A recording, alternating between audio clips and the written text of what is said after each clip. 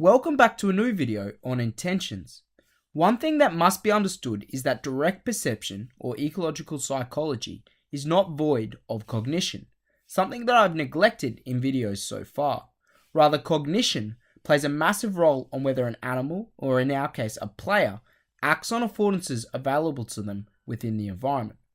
First of all, I think it's important to reflect on Gibsons' earlier work where he proposes the ecological scale. The ontological premise, a thing means what it is. The epistemological premise, to perceive is to be aware. The psychological premise, to be aware is to be aware of something. And the intentionality premise, to be aware of something is to know its meaning.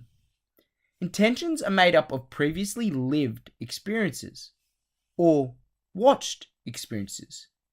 In the animal world, these are really the only two that are available. You can watch another animal try and do something, or the animal itself can try and do the thing. More recently, ecological dynamics has explained the idea through self-organization. Self-organization occurs as a way to complete a goal, and emergent behaviors occur as a result of a combination of constraints. A great example of it can be found in animals learning to walk. The goal is to walk. How to do it, though, is completely self-organized.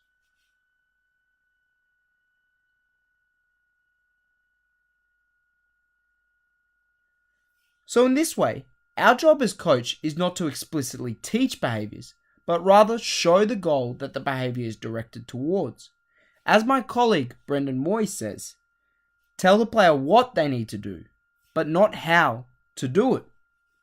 As a coach, our ability to improve learning outcomes for our players is not necessarily to make them understand certain movements, but rather educate their intentions so that they will be more likely to act on the affordances available to them in their environments. An example of this would be to feed forward intentions via playing a video before training. For example, sometimes before doing activities, I'll show my players similar clips from professional games. Not explicitly showing them what to look for or what to understand, but just watching the experience. Ultimately, it must be understood that cognition is involved. Of course it is.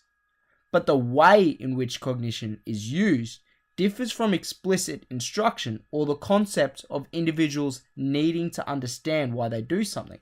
Rather, a cognition occurs as a way to analyze available affordances and act on them. As Gibson describes, to be aware of something is to know its meaning.